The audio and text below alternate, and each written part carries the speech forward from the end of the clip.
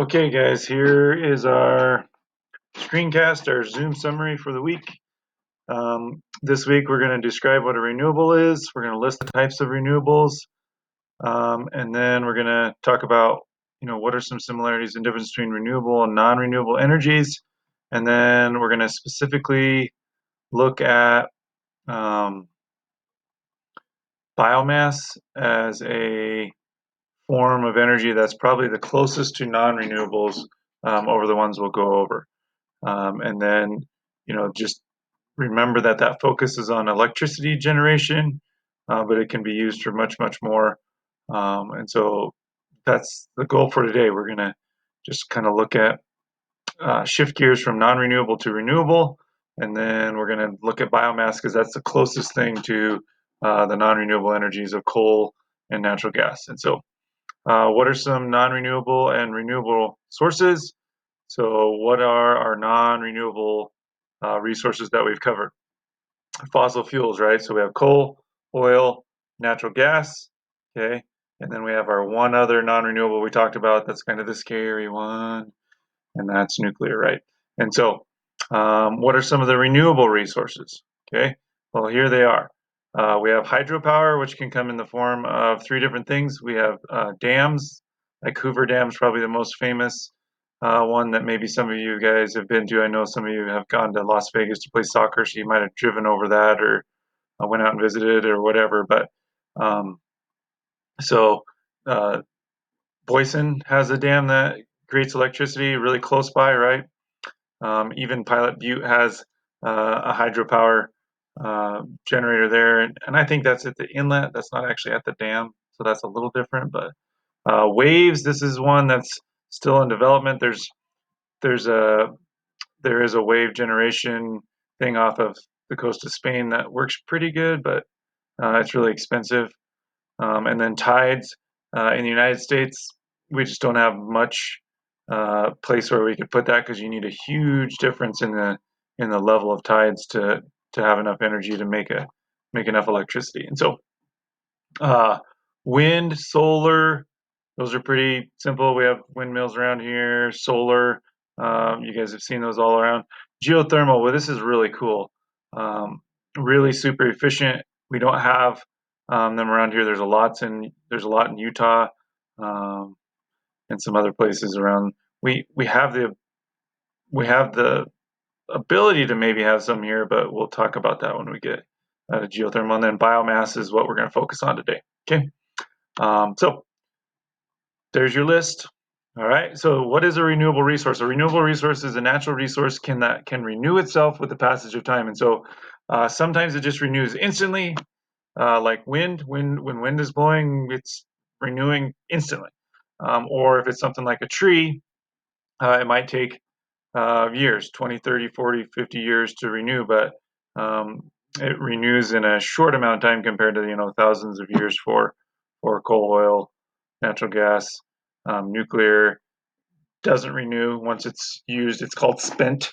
And so renewable just gets to renew sometimes instantly or sometimes just over a short amount of time. And so pretty cool video here about a difference between the two. And it talks about resources not just used for electricity. So like manure from cows is used for your gardens or whatever. And so some of you guys might be helping your parents. And so those are all renewable. Okay. Inexhaustible. So wind, solar, geothermal power, hydropower. Now, we have to be careful because these top two are inexhaustible when they are out. And so technically, maybe we wouldn't consider them fully inexhaustible because like the wind has to be blowing for it to be replacing instantly, and the sun has to be up for it to be.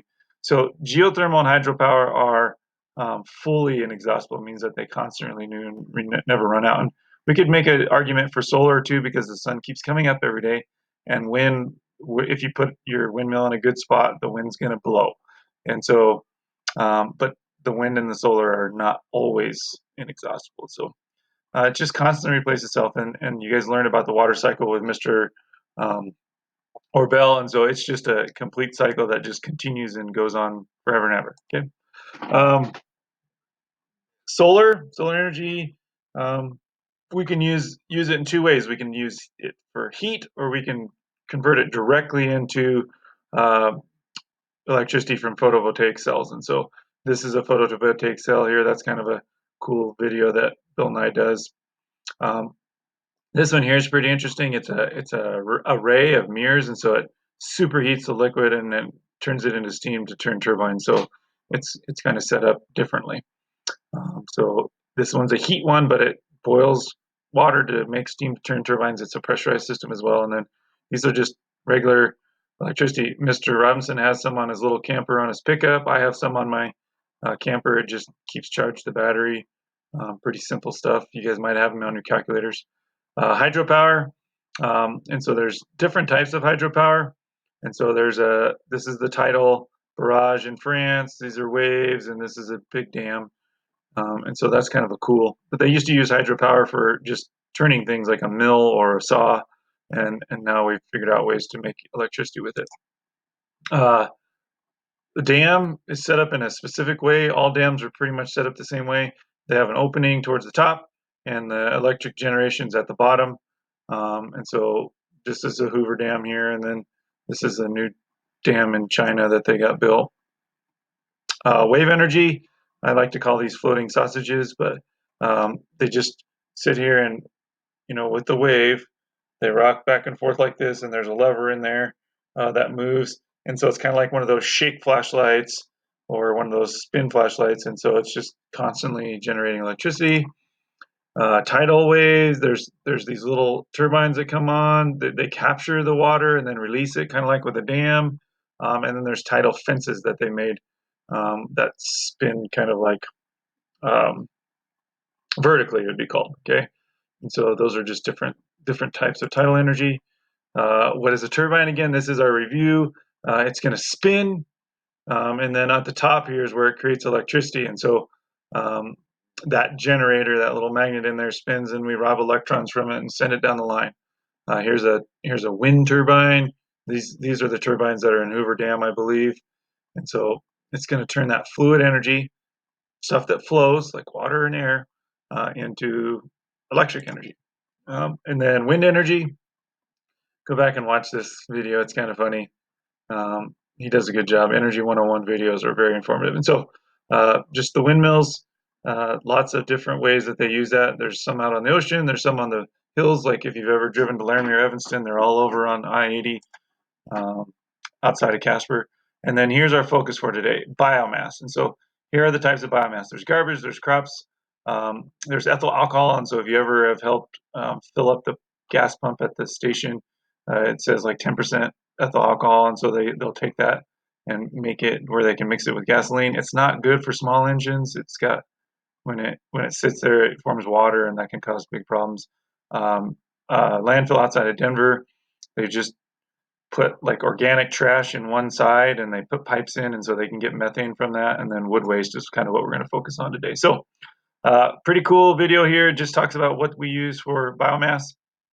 And then geothermal is a really cool energy source. So when we get there, we'll talk about that, but you can see where the geothermal plants are and everything.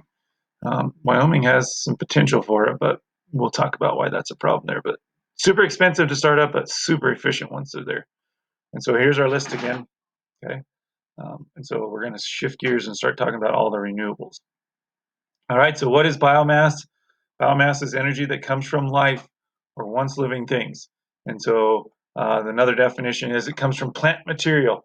And it does come from plant material in one way or another. Trash can be that. And so if you really think about the trash that would give off the methane or biomass for like that landfill gas, it's going to be something that's natural. And it could even be like cardboard will decay and give off some stuff or whatever, but that's all plant or once plant matter. And so what are some things that we do with biomass? We burn wood waste for electricity. We burn it in a pellet stove. So they take all that sawdust and stuff that's left over from making 2x4s, and they'll turn that into pellets. Or maybe you guys have used it to cook with. Your parents might have like a pellet smoker or a smoker, so they'll just take wood waste and they'll throw it in there and they'll make delicious meat. And so converted to biofuels. And so the biofuels is ethanol or ethyl alcohol is what it's called, mixed with gasoline. It can be made from sugars, like that's why the grapes are on there. Starches like corn, And then biodiesel. Mr. Law, some of you guys will have him next year for language arts, and so he had a diesel car that he used to just go get all the veggie oil from McDonald's and stuff like that and burn in there. So that's kind of cool. So you should ask him about that mixed with diesel. Um, and so, how are biomass and coal and natural gas similar? Okay, well, biomass, living matter, once living matter. Coal was the once living matter from a long time ago. They're both burnt. Biomass sometimes takes some time, depending. It might just be a year cycle if it's something like straw or trees, or take a little bit longer. But obviously, coal and natural gas take a lot of time. Um, they both give off CO2. Coal and natural gas give a lot more. And so if we look here, it says more energy per molecule. And so that's what happens when we take, you know, that biomass and we squish it down, we have all that carbon from all those trees. Whereas with biomass, we just have the carbon from one tree. And then we can plant another tree. And as it says on this one, it becomes a carbon neutral because when you burn that tree, you replant one, and that tree, as it's growing, is going to take all the carbon that it takes out to get that. So biomass is quite a bit better. Um, we just got to be really careful. So like in Amazon, they're just slashing and burning. I think you guys learned about that with Mrs. Roseberry. You talked about slash and burn, and so you just got to be careful with that carbon. And so um, just something to think about. And so when we replant stuff, it's going to take the carbon out of the air that whatever we used it for burning or in the landfill or whatever. So that's a carbon neutral, which is good. Okay. Um, so what's done with all the wood waste? So 2x4s are right here, but this is just a huge log that they've just cut as much lumber as they can out of it. Pretty cool sawmill here that the computer like takes a picture of that, and will just kind of, I guess, scan it, kind of um, like those future videos or whatever that scan something and then they can just tell you exactly what's in there. And so these computers scan a log and it automatically will make the most out of that log, and there's going to be very minimal waste. So like this chunk would be a waste piece, this chunk, this chunk, this chunk, the rest of it's all used, which is pretty amazing. And so what do you do with wood waste? Well, wood waste can be used for lots of things. It can be made into wood pellets for heating. It can be made into mulch for your garden. It can be made into uh, fluff or compost. It can be made into wood shavings for your chicken coop. It can be made into, or maybe your pigs or your guinea pigs, or whatever. If you guys were in Mr. or Bell's room, he used wood shavings for his guinea pigs, and so it's not wasted. It's used for lots of different purposes. Even if you've ever used OSB boards, it's that big 4x8 sheets, and they just take little flakes and they glue them together, and it's really strong.